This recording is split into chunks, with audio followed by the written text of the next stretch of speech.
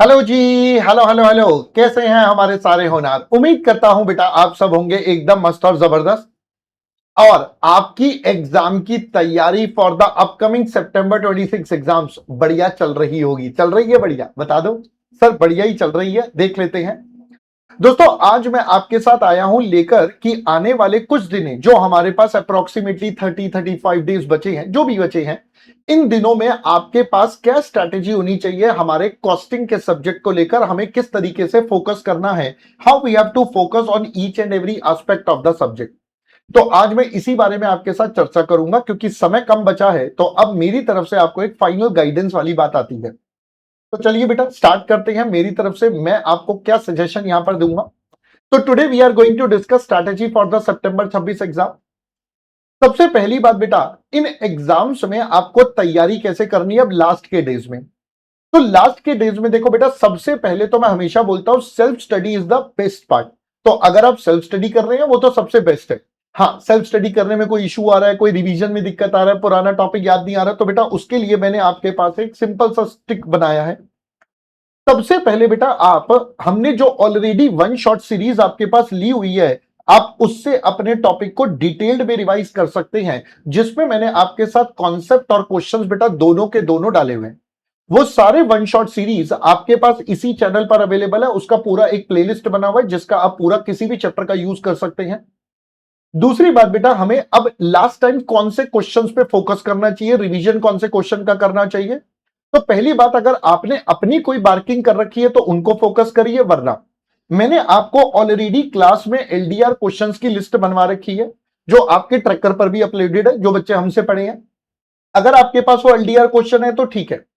अब सर जो बच्चे कहते हैं सर मेरे पास तो एलडीआर नहीं है तो मुझे क्या करना है, तो बेटा उन बच्चों के लिए है वो वन शॉट क्वेश्चन से अपने आप को कर ले।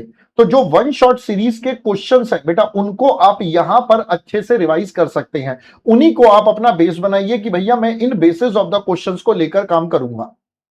जब आप ये वन शॉट से रिवाइज कर ले, क्योंकि इस वन शॉट में मैंने वैसे मेजरली सारे मॉड्यूल के आरटीपी एमटीपी के पीवाईक्यू के जो बढ़िया बढ़िया क्वेश्चंस हैं वो सब कवर करे हैं।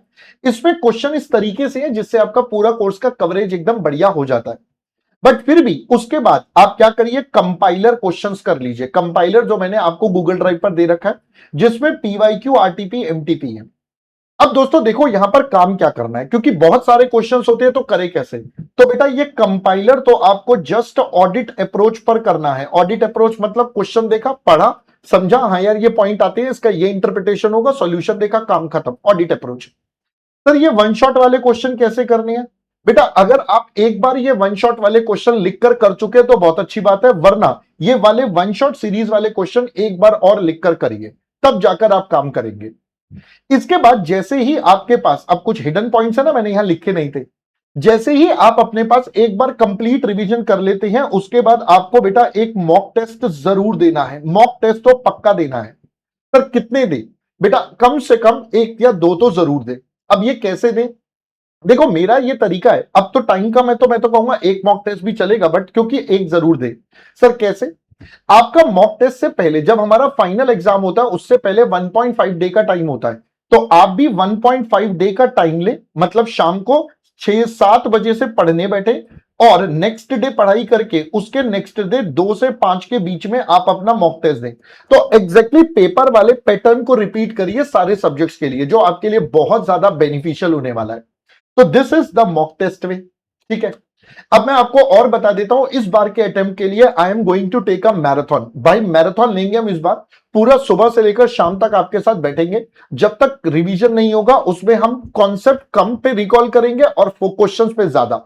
तो भैया हमारे पास ये वन शॉट सीरीज से आप अपने कॉन्सेप्ट सारे रिवाइज कर लीजिए, ताकि जो हम फिनाले क्वेश्चंस आपके साथ लाए, जो आपके लास्ट डे वाले दिन भी काम आएंगे, वो आप वहां पर कर सकते हैं। Got it.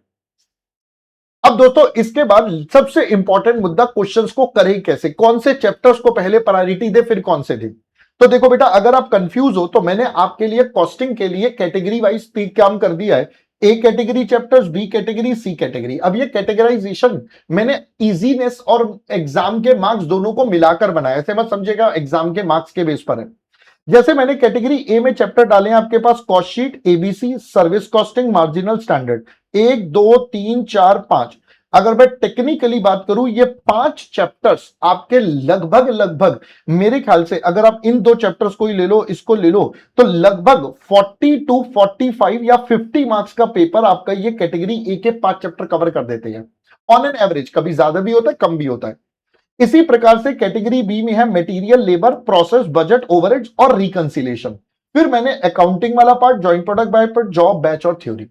तो आप इस तरीके से भी अपना काम कर सकते हैं, या अगर आपने कोई तरीका बनाया वो भी कर सकते हैं, but I am giving you a suggested way जिसका आप यूज कर सकते हैं।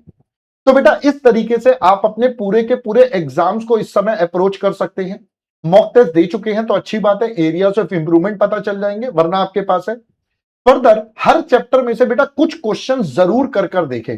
वो क्वेश्चन आप वन शॉट वाली सीरीज वाले क्वेश्चन में से करके देख लीजिए या एलडीआर वाले में से, और आप उसको स्टॉप वॉच लगाकर बैठे। स्टॉप वॉच लगाने का मतलब है आपके पास एक 100 मार्क्स का पेपर है जिसको 180 मिनट्स में करना है, तो 180 में से मैं 15 मिनट प्रोविजन के हटा देता हूं, तो आपके पास बचते हैं 165 मिनट फॉर 100 मार्क्स। तो बेटा इसका मतलब 1 मार्क्स के लिए 1.65 मिनट है ऑन एन एवरेज। तो अब आप 5 मार्क्स का क्वेश्चन है इंटू 5 कर लो, 4 मार्क्स का इंटू 4, 10 मार्क्स का इंटू 10, तो आपके पास पता चल जाएगा कितना समय आपको चाहिए। स्टॉप वॉच लगाकर बैठकर वो क्वेश्चन करके देखो क्या वो टाइम में हो रहा है। अगर वो हो रहा है तो बहुत अच्छी बात है, वरना थोड़ा सा स्पीड अप करने की जरूरत है। ठीक है बेटा, so this is the way you have to go for. तो उम्मीद करता हूं अब ये वाला पॉइंट आपको समझ में आया होगा। Wishing you all the best for your final preparation bro. अब मैं तो बस इतना सा कहूंगा, अपनी तैयारी में लग जाओ, लास्ट समय बचा है।